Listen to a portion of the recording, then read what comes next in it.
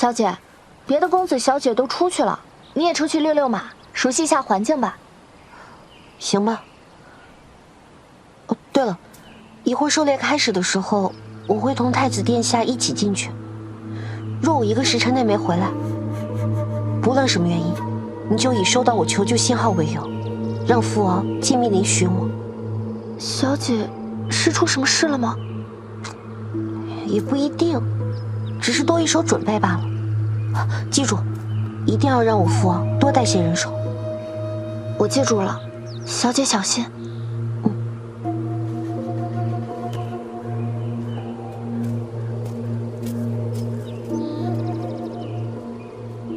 参见郡主。月儿今日真漂亮。谢谢殿下。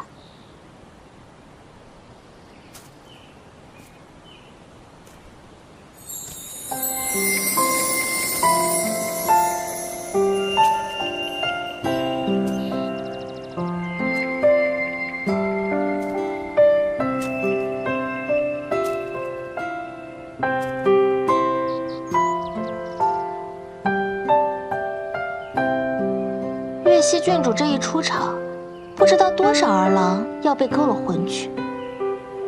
先前对我三皇兄痴心不改，现如今要用这一套勾引其他男人对他刮目相看，真是个草包。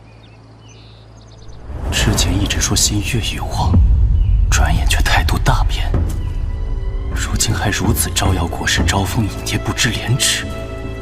他把我当什么？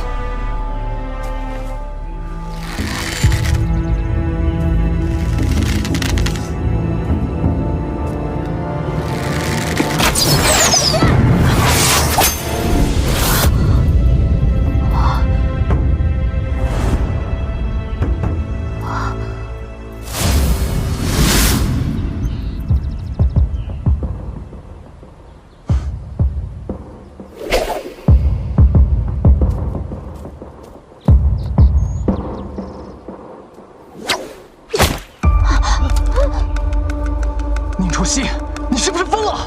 我看你才是疯了。你可知鞭打皇室是什么罪？那你可知射杀当朝郡主是什么罪？郡主此言差矣，三殿下只是一时失手，无意冒犯郡主。何况郡主也毫发无伤，但郡主鞭打三殿下，却是故意为之。我来的方向可不是命令。三殿下要是这样都能失手射中我，那他的骑术本事怕是白学。既然三殿下是失手，那我怎么就不能是失手抽中了三殿下呢？你可是毫发无伤，我却被你伤了手臂。你当真以为父皇不会追究？怎么，我受伤的头发就不是伤了？你这是强词夺理！这小白花真把自己当盘菜了，没看到四公主都学乖了，她还在那儿做作。这是我跟三殿下的恩怨，你算什么东西？是啊，这林玉大小姐姐还没进门，就一副三皇子内人的模样，要跟月溪郡主争辩。就算要讨个说法，要三皇子来吧。论身份，林玉大小姐姐确实还不够格。宁楚曦，你欺人太甚！三殿下要是觉得我欺人太甚，不妨我喊上我的父王，我们一起去陛下面前好好说道一番。哎，常言道，小的争不过就去找老的解决问题。三皇帝，参见殿下。三皇帝这是怎么了？三皇帝怎么还受伤了？还不找一个太医去包扎一下？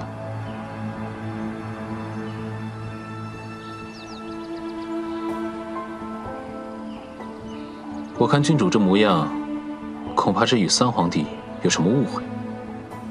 别以为我没看到你站在旁边吃了半天瓜了。是有点误会，三殿下失手伤了我，我也失手伤了三殿下。既然说了是失手，那大家都别放在心上。三皇帝，赶紧去找个太医瞧瞧吧。你这伤势拖久了，怕是要愈合了。本宫与郡主顺路，送郡主回营。哼。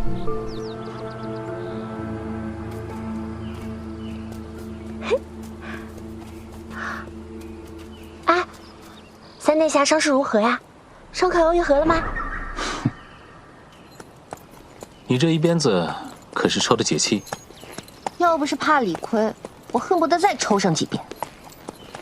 总会有机会的。啊，那个金冠可贵了，忘了叫他赔。我赔给你。我以为你会怪我冲动行事。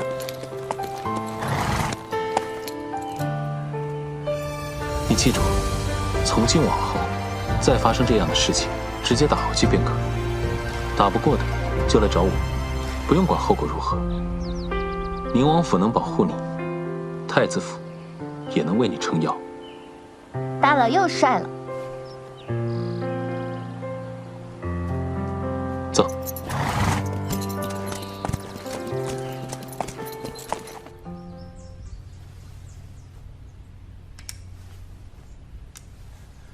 陛下，不好了，陛下！有话直说。陛下，三皇子和岳西郡主打起来了。三皇子射了岳西郡主一箭，但是没射中。然后岳西郡主给了三皇子一鞭，然后那个太子殿下不知道怎么够了，下去吧。诺。果然虎父无犬子，没想到闺女这么勇，不错不错。不对，小女顽劣伤了三皇子，还请陛下恕罪。爱卿多虑了，原本就是小孩子之间的一些小矛盾，啊，何罪之有啊？谢陛下体谅。无需多礼，坐下。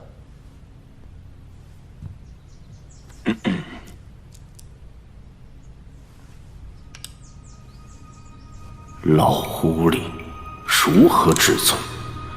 因为你闺女打了我儿子，我儿子还没打过呢。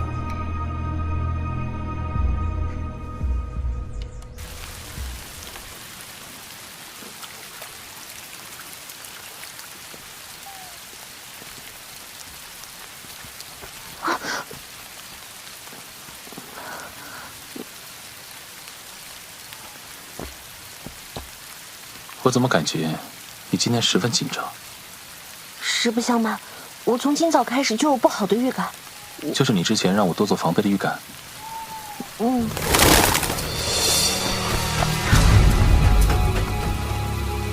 怎么了？看来你的预感还挺准确。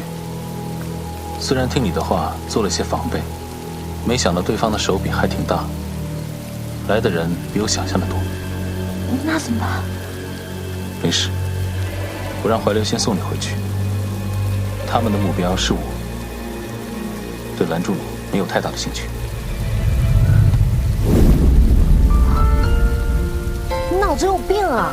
本来对方人就多，你还想分散人手把我送出去？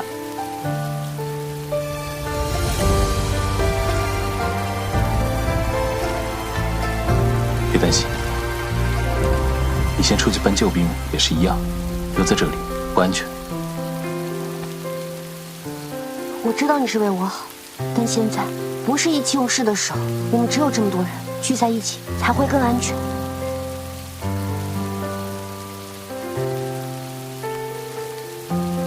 我给过你机会，以后无论生死，都别想再离开我身边。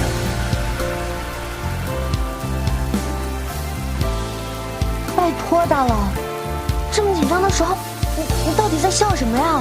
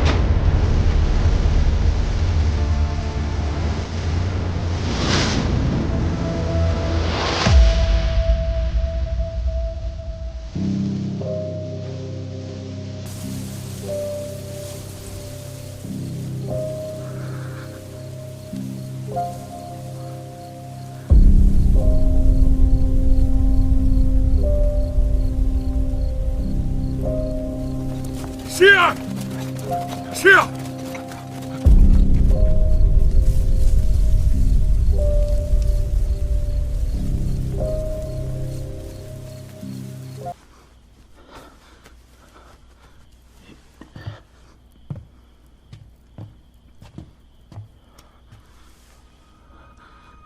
这床上躺的可是宁王府唯一的郡主，为太子殿下挡了一剑的救命恩人。上次还见他中毒后娇滴滴的唤殿下美人，可见与殿下关系匪浅。幸好，伤势虽重，却只是虚惊一场。这要是出个好歹，我怕是无颜……不对，没命面对太子殿下。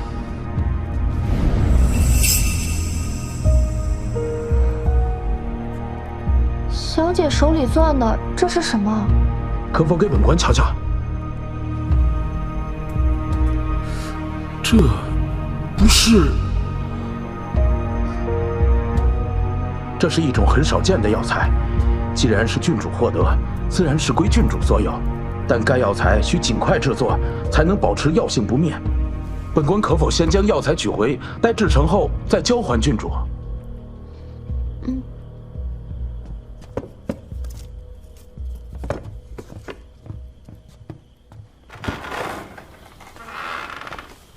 说，郡主左胸口的剑石已经拔出，万幸的是这剑差了3分，没有命中要害，加上郡主身体一向康健，因此并未酿成大祸。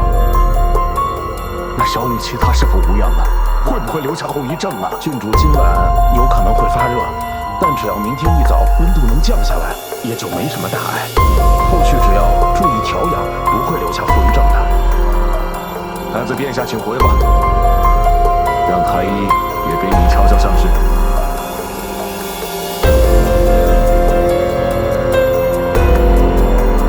既然若见王爷大驾，本宫就先回去了，明日再来探望郡主。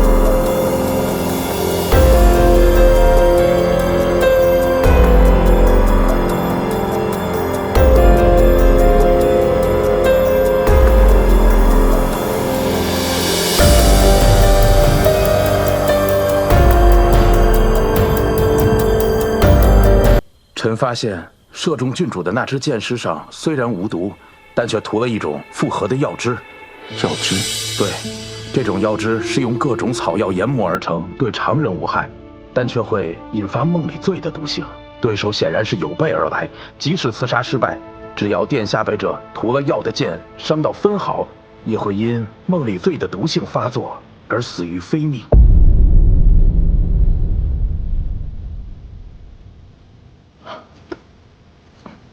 殿下，月溪郡主昏迷前，无意从那密林中的地上连根抓起了一株野花。臣再三确认，发现竟是我们一直寻而不得的隐炎花。最重要的是，这是拔除您身上梦里醉毒性所需要的最后一味药引。只是这最后一丝余毒最为顽固，贫道虽有法一试，但却少了一味草药。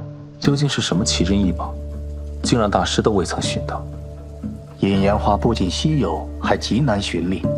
这种草药虽然对生长环境不苛刻，但实在长得太过普通。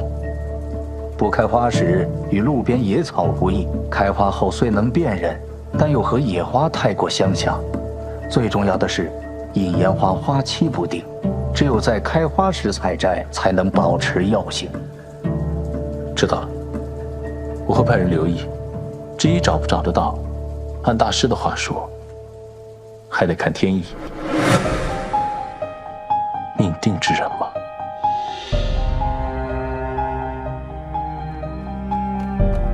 主子，陛下召见。宁王，朕很好奇啊，太子遇刺一事，众人皆不知。宁王是从何而知啊？还带了那么多护卫前去救人，莫非这是巧合？哎呀，不瞒陛下呀，这可不是什么巧合。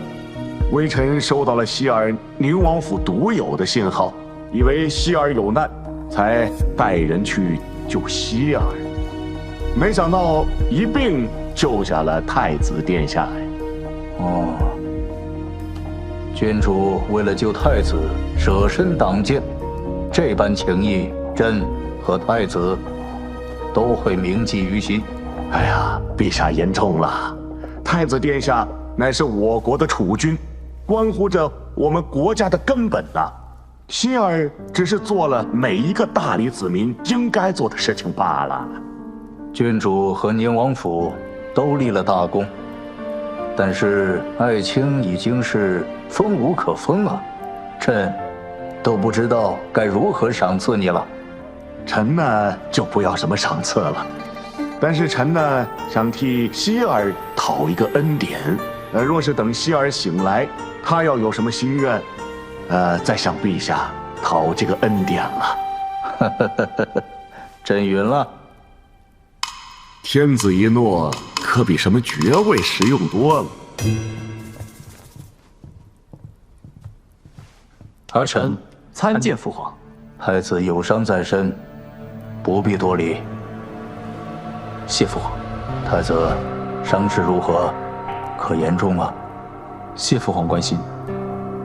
多亏了宁王相助，儿臣无甚大碍。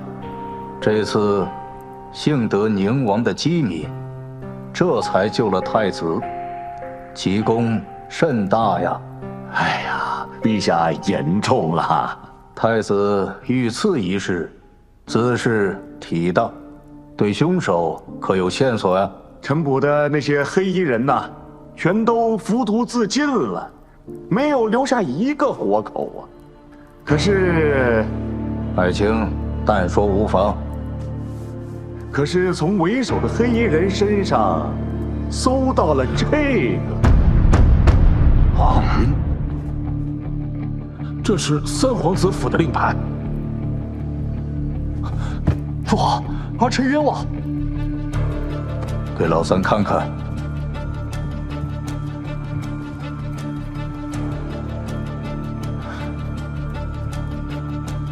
这是有人要112秒啊！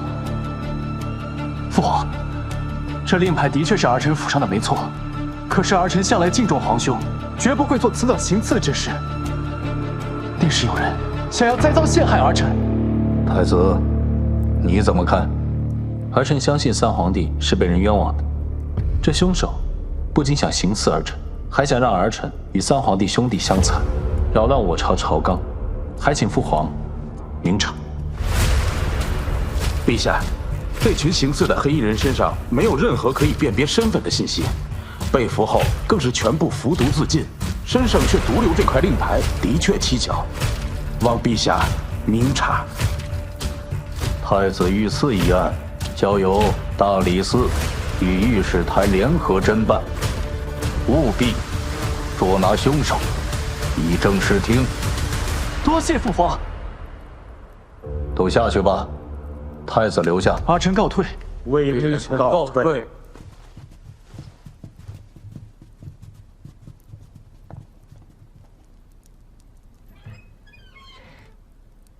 现在只有你我二人，你老实跟朕讲，这事儿是不是你一个人做的？父皇不信儿臣。岳西郡主现在还昏迷不醒，若不是他舍命相救，想必现在躺在那里的便是儿臣。儿臣的确妒忌过三皇帝得宠，但也犯不着拿性命去诬陷他，还连累了岳西郡主。是不是儿臣就应该生死一下，不该回来，徒惹这许多是非？你胡说！朕只是随口一问，哪有不信任你的？遇刺一事让你受委屈了，朕一定还你一个公道。谢父皇，儿臣相信父皇，但是儿臣还有个不情之请。讲。岳西郡主对儿臣有救命之恩，如今还尚未脱险。若是她有任何的损伤，儿臣想求取岳西郡主以报恩情，还请父皇恩准。此事容后再议吧。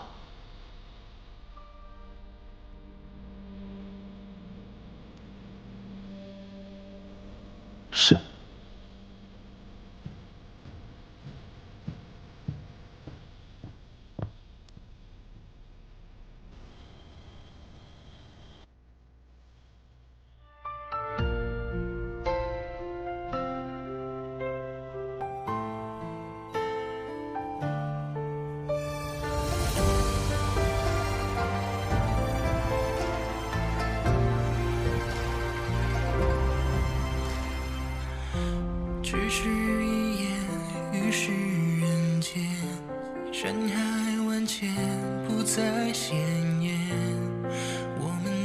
不知不觉间系上了红线，时间的线一起直面，滑落之间再爱一遍，将化作风。初见他时，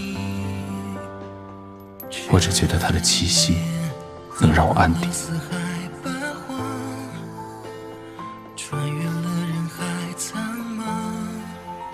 他的一颦一笑能让我感到愉悦。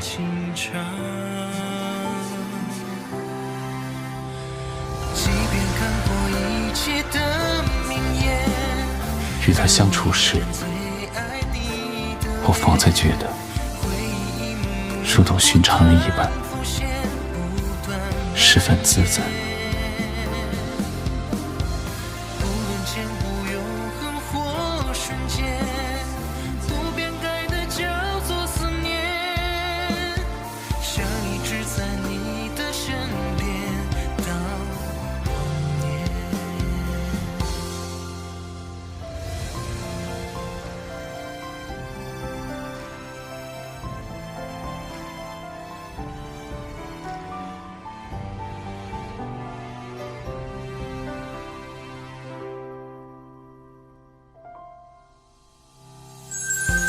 时间的线一起直面，滑落之前再爱一遍，像化作风痕。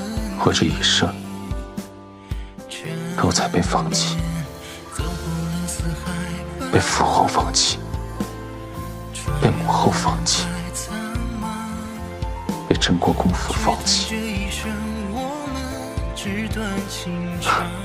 我早就习惯了在关键时刻作为一个牺牲品被人放弃。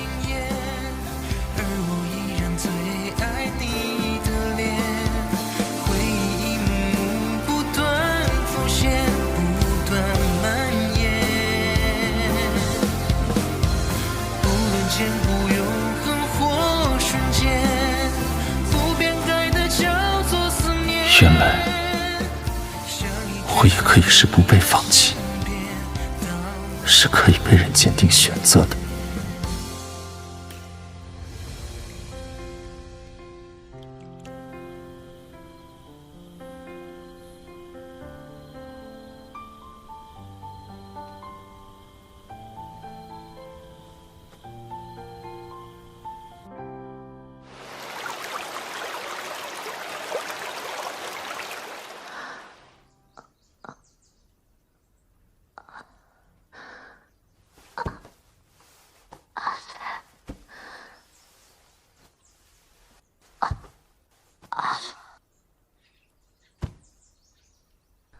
喵的，早知道中箭这么痛，说什么我都不会冲上前去的。小姐，太好了，您终于醒了！哎，关灯也降下来了。我没事。太子疼，奴婢啊，现在就去告诉王爷。啊，小美。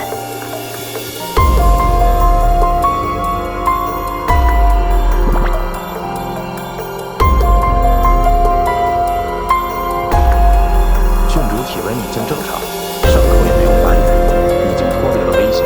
今后只要好好养生，待伤口痊愈，就没有什么问题了。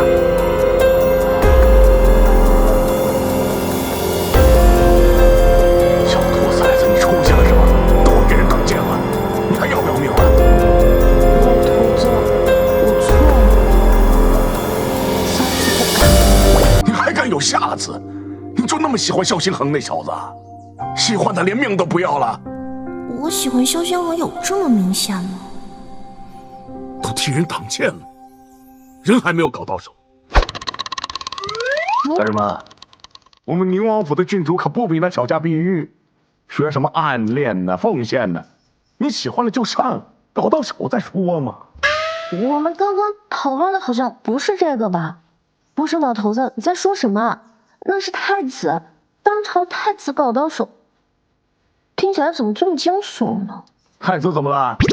你还配不上一个太子了？就好像还挺有道理的哈。不行，好好养伤，这事儿交给为父替你操心。啊，搞定太子容易，搞定陛下可不简单呐。这事儿啊，我还得好好琢磨琢磨。哎，老头子，哎，小美，太子那边什么情况？你那次之后，陛下召集了大臣们，结果发现事情大概就是这样。那些刺客虽已都服毒自尽，不过王爷还是从一名刺客身上搜到了三皇子府的令牌。看来这次刺杀里面的水浑得很呢。对了，太子殿下昨夜可是绕过守卫，来小姐这里整整守了一夜，这剑没白打。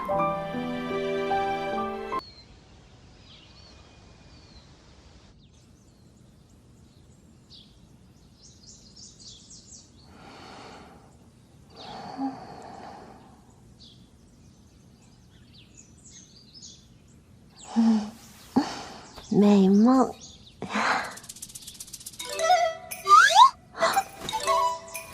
你怎么进来的？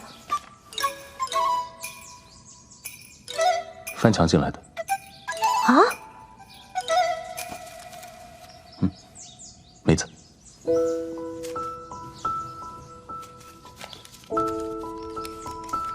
宁王府的护卫都是摆设吗？大白天的有人翻墙进来都不知道。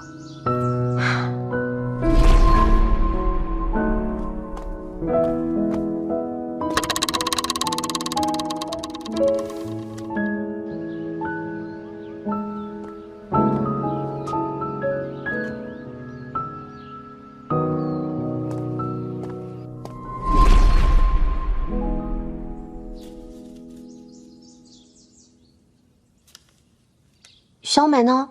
那丫头又被你收买了。你这婢女还挺机灵，挺有眼力劲儿的。一个两个都不走寻常路。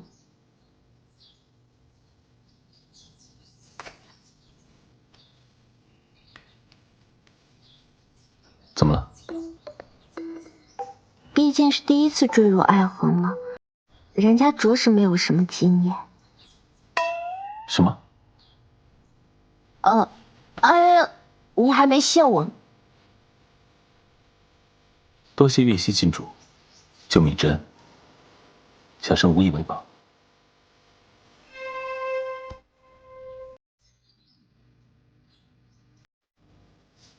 唯有，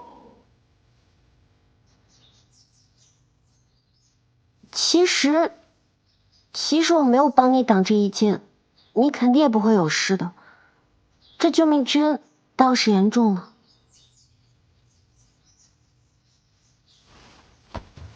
那可不行，这可是实打实的救命之恩。如今你也知道，我并非身患宿疾，而是中毒了吧？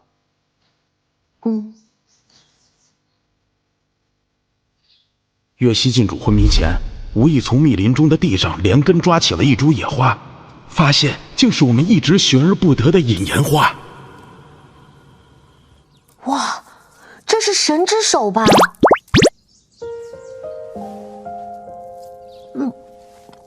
不过幕后之人如何知晓你中毒之事啊？这不摆明了你那边出了内鬼吗？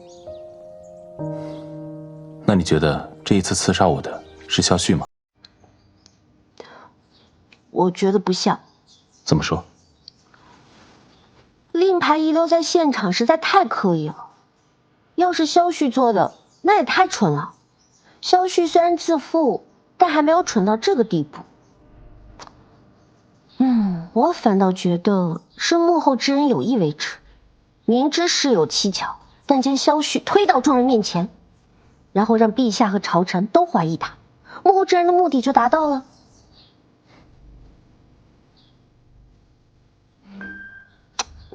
讲真哦，要不是知道这场刺杀是真的，我都怀疑是你做的。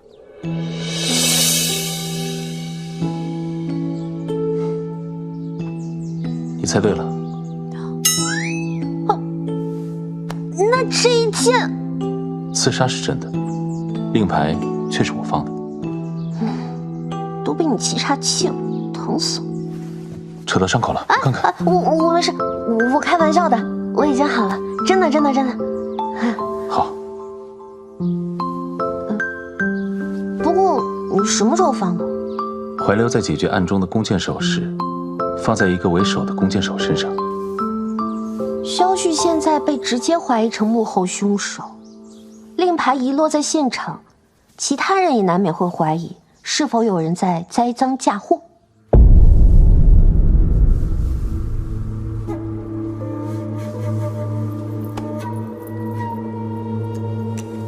是你将令牌留下来的。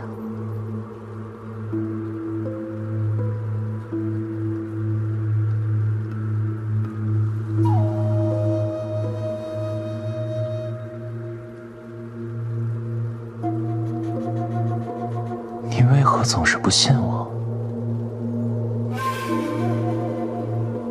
本宫只是不相信任何人罢了。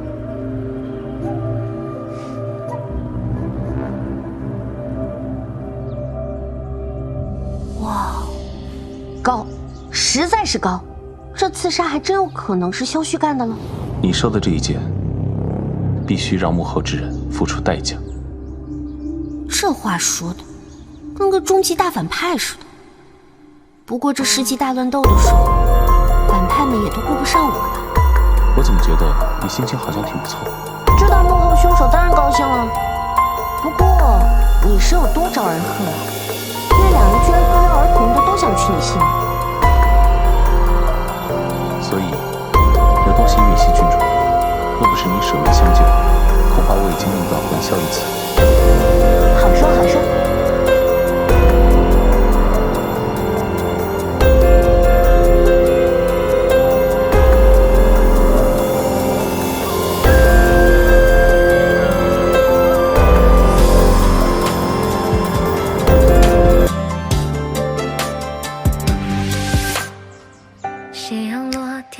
萧星河，他这么惯着我，其实终归还是有那么一点点喜欢我的吧。抬头望萤火飘，心会焦焦，垂手看他轻笑，模样正巧，胡青草在耳边几句悄悄，纷乱了心跳。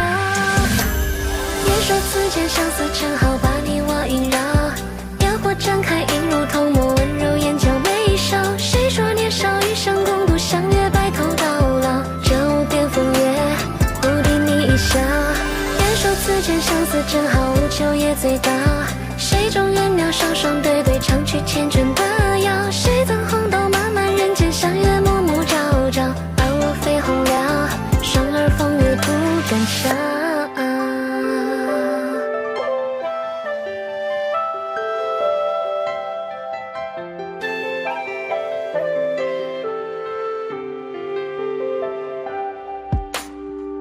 斜阳落，天上弯，月色相照。风儿吹，花香好，柳枝轻摇。小河畔，花灯摇，青丝如潮。此刻最惨，只怕也会。不是说微园不是皇家重大活动不开园的吗？微园本就是我的私人之地，你想来的话，随时都可以。你今天怎么想带我来这里啊？怎么？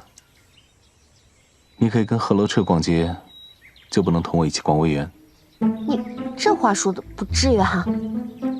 这大佬怎么又攀比上了呢？太子殿下是不是有话想对我说？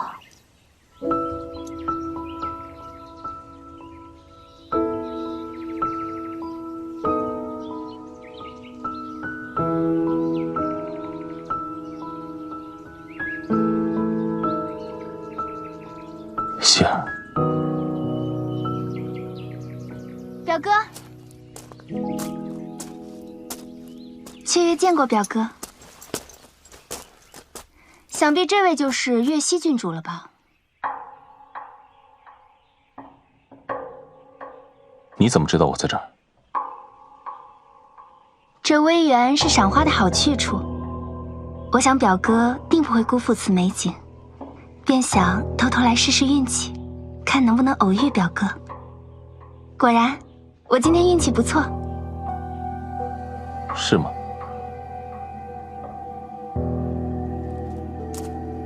听闻郡主在秋寿时曾救下表哥的性命，今日一见，郡主果然乃倾国之姿。雀月在此谢过郡主对表哥的救命之恩。我救下萧星恒，要他一个表妹谢什么谢？敢问小姐贵姓啊？忘了向郡主介绍，我姓白，名雀月，是殿下的表妹。叔公怜我自幼丧父，便将我接来郑国公府娇养。原来如此，我看你能随意进出太子私园，还以为小姐姓萧呢。郡主说笑了。主子，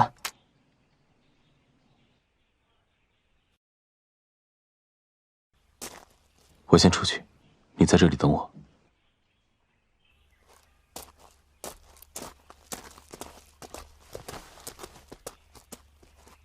郡主是想当太子妃吗？与你何干？郡主可知表哥温润的面庞下狠毒的心肠吗？唉，他刀起刀落的样子，我都快看习惯了。看来郡主知道，我这表哥身体虽弱，但心怀远大抱负。郡主怎知他现在待你如此温柔，不是为了你父王30万的兵权呢？兵权？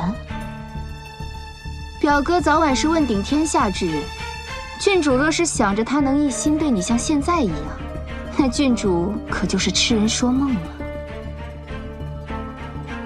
这皇室的爱情就像这些花，虽然绝美，但终将落入泥土，最终腐败成泥。届时，表哥手握兵权，昔日的感情也将冷淡，而宫里的人也会越来越多。郡主觉得，你除了宁王府的支持，还有什么？可我至少还有宁王府的兵权作为依靠。白小姐有什么？郑国公府这一带没有女孩，我自9岁起被叔公接来府上娇养，一直以来就是为了以后当表哥的正妻所存在。表哥回来后，叔公一直想修复跟表哥的关系，表哥娶了我，就可以得到郑国公府的全力支持，是吗？我先知郡主救了表哥一命，表哥也有益于郡主，我甘愿将这正室之位让出。郡主也知道，表哥今后可能不止你一人，与其让那些不知深浅的女子得利，不如让我成为白家和表哥之间的羁绊。相信我，我会帮你扫除一切你不能出手的障碍，成为你坐稳正宫后位的绝佳助力。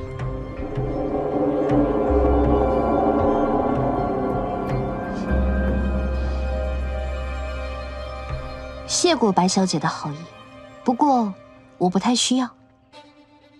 我都不与你争这正室之位了，难道你还想一生一世一双人不成？我不像你，我呢不为别人而活。他若做不到，我便换一个。别说表哥继位之后做不到，就算现在他能为了宁王府的兵权娶你，也一定能为了郑国公府的信任而纳了我。兵权？你可以试试，看看他会不会为了郑国公府纳你。你就如此有自信？我不是自信，我说了，他若做不到，我便换一个。纵是天子，君若无情，我便削。你疯了！这样看来，你是真的容不下我。那这正室之位还是换我来做吧。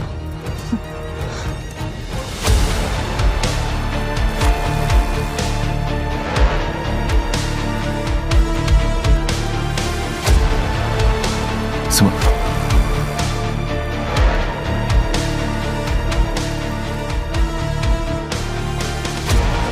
希儿，表哥，表哥！萧星河，你这都什么烂桃花？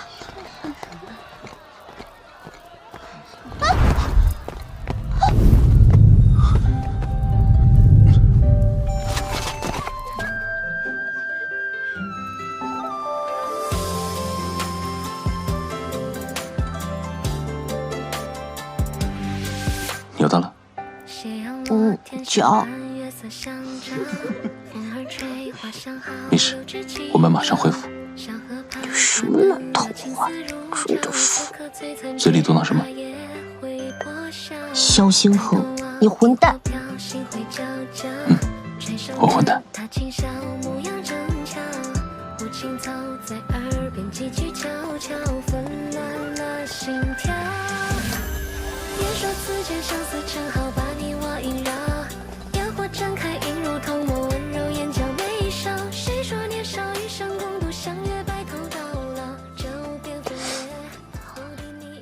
这里疼吗？疼。这里呢？不疼。只是脚踝关节错位，没有骨折。旧伤未愈，又添新伤。哎呀，都怪你！啊！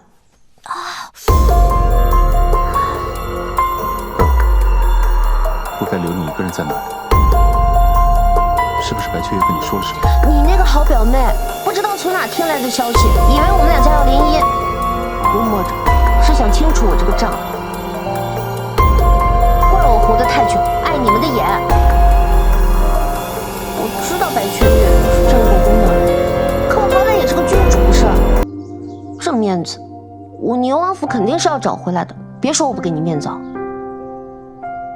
你放心，这件事我一定会给你个交代。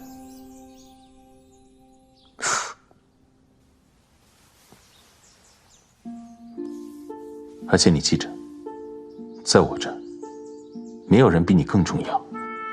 郑国公没有，郑国公府也没有。这话听着，怎么这么像告白来着？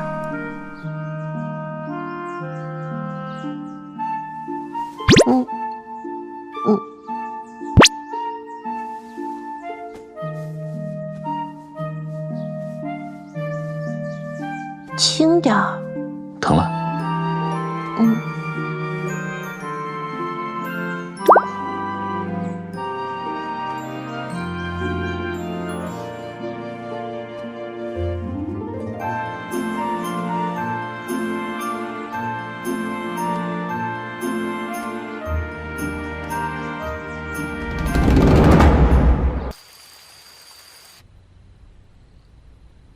你安插在太子府的所有眼线，我已经全部处理了。之前一个不动，是看在舅舅的面子上，但是你不该将我的行程告诉白雀玉，还给了他不应该有的妄想。你就是这么跟你外祖父说话的？正是因为你是我的外祖父，我还能站在这里跟你说话。翅膀硬了是吧？为了个女子，深更半夜来质问你的外祖父？是我直言，他可比你重要多了。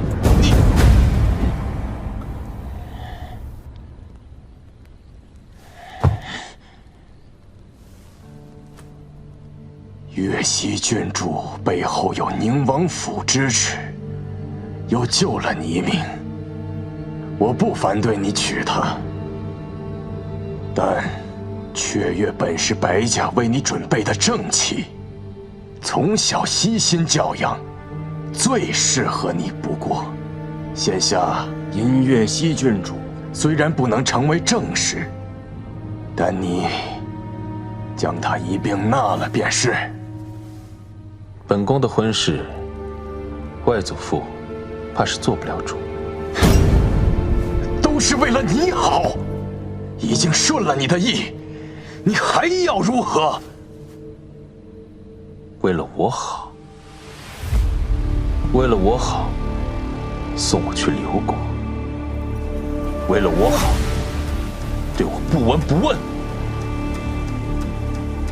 究竟是为了我好，还是为了你自己？为了郑国公府好。说到底，你还是怨我当年送你去刘国为质。可我从不后悔当年的决定。那时的郑国公府没有了兵权，就是任人宰割的羔羊。是，牺牲一个外甥，减淡了圣上对你的猜忌，换来了郑国公府多年的安稳。这确实是一笔不错的交易。可是，母后的死，你也不后悔吗？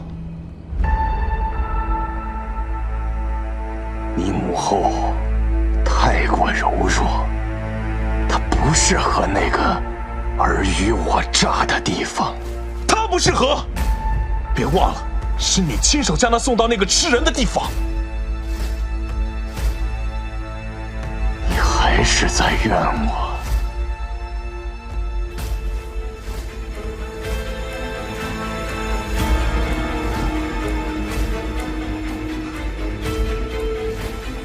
少时怨过，但现在我不怨了。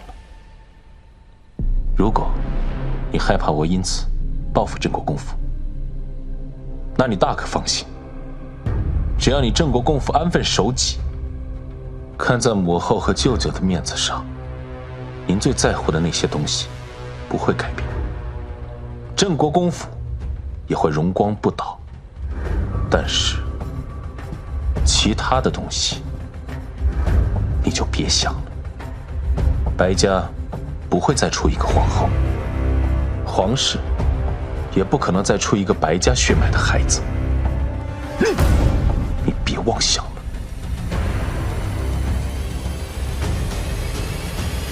表哥，表哥，你是不是跟叔公说了什么？是不是岳西郡主说了什么？我没有，表哥，我真的没有。你不该挑衅他的。表哥，我从9岁的时候就知道将来要嫁给你，这些年我也一直为可以做好你的妻子而努力。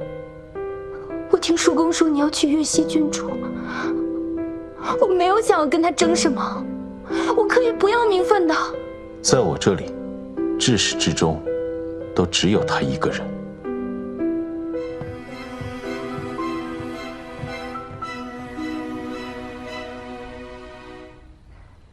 燕姐姐，哎，木木，我听人说太子把魏源封人10里都给封了，还扬言往后只对你一人开放，是真的假的？哼，好你个木木，借着探病的幌子来挖料的吧？宁姐姐，你有所不知，我们京城往事距离萧冠还差点火候。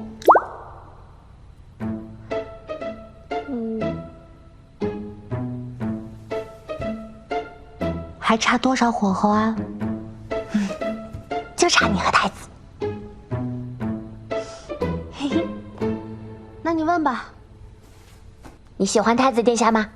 你这一上来就整送命题啊！哎呀，我的好姐姐，求求你了，说嘛，说嘛说嘛。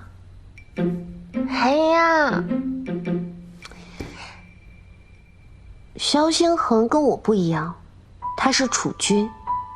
今后更是天子，普通人尚且对3妻4妾习以为常，更何况久居高位的太子啊！那也不影响你喜欢他呀。那我也不想因为所谓的爱情，将后半生都葬送在争宠夺利的后宫中，再深的感情也会被消磨干净的。啊，我就是条咸鱼，没什么理想抱负。每天呢就想吃吃喝喝，逍遥度日，快意一生。可是萧星恒却是我计划外的，令我无法抗拒的意外。哎呀，好烦呐！谈个恋爱怎么这么烦？大半夜叹什么气？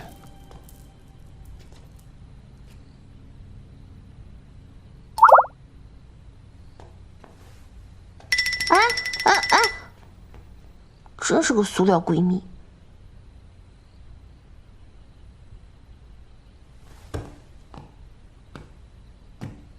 这大半夜的，你来干什么见不得人的事儿？你算什么见不得人的事情？一会儿可能会有点疼，你忍着点。啊？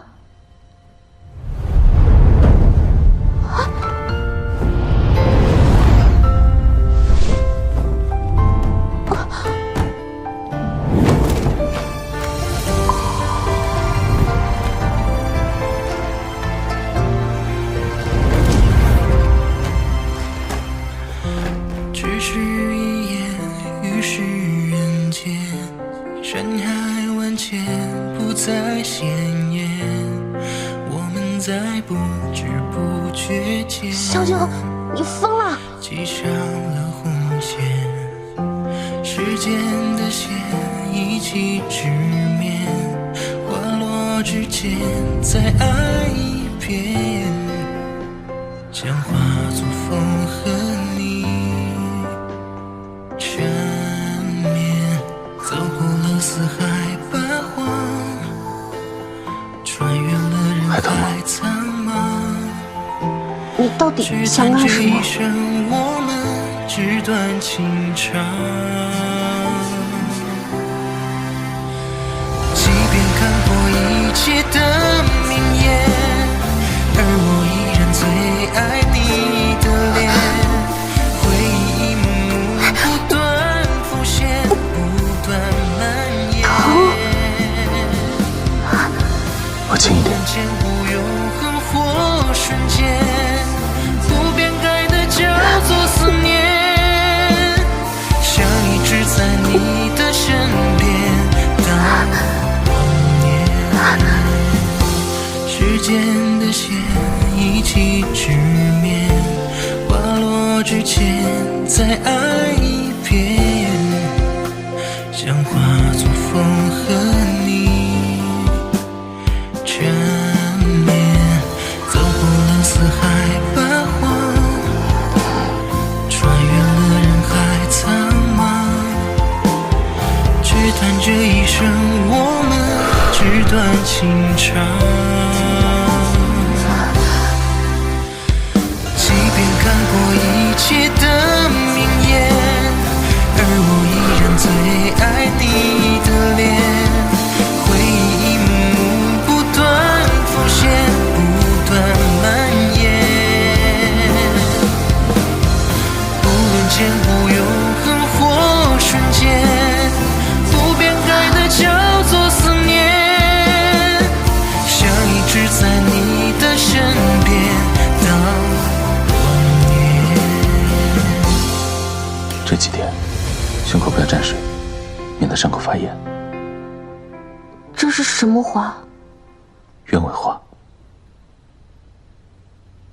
鸢尾。所以你大半夜过来，就是强制给我纹了一朵鸢尾，什么意思啊？你知道鸢尾的含义吗？我怎么知道？这是你为我留下的疤，我不希望它在你身上留下丑陋的印记，所以我帮你改了一下。你清高，你完美主义，你在我身上搞了个刺青，你咋不在自己身上也搞一个呢？鸢尾，寓意至死不渝的爱和俗世的情人，此生不负，来世不忘。他是他命定的爱人，发了，这次的效果非我莫属。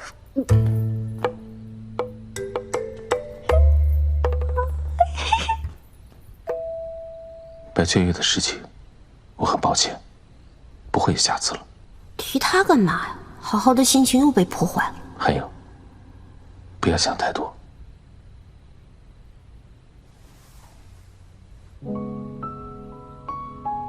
在我这儿，你是最重要的。结局如何，走下去就知道了。半路纠结，不过是徒增烦恼。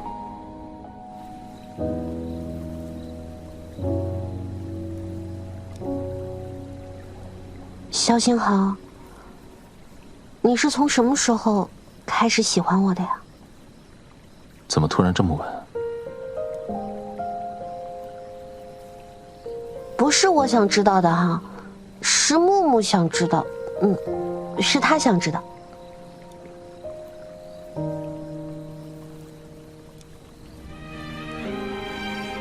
你闭嘴，姬兰公主，我刚刚近处观你容貌，论相貌，你不过姿色平平；论德行，显然德行有亏。你不过是降国树公主，是谁给你的勇气，有胆子对我国储君指指点点？你照照镜子，你配吗？啊，没了，就这。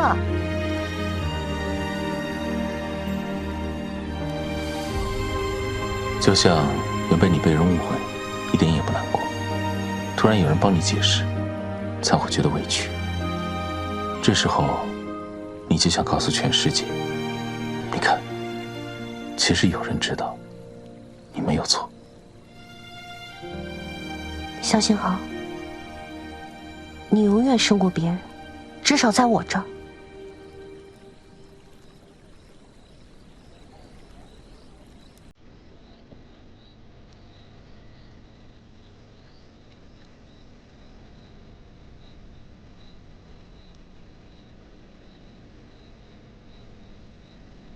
别太骄傲，还是有很多缺点的。我缺点很多吗？多啊，像天上的星星一样多。那优点呢？像太阳一样少。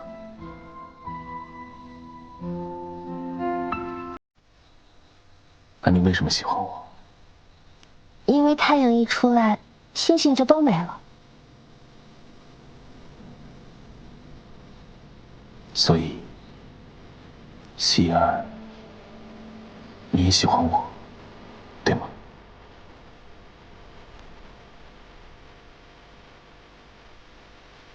这题超纲了，下次来。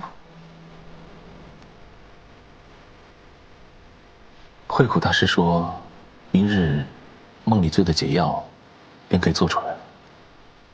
明日，那我陪你去啊。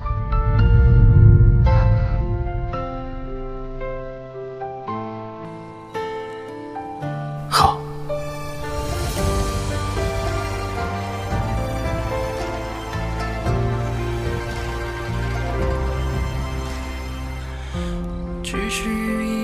你别看我，看星星。山海万千不再鲜艳，我们在不知不觉间系上了红线，时间的线一起直面，花落之间再爱一遍，将化作风和你。那是最亮的北斗七星。缠绵走过了四海八荒，穿越你看星星。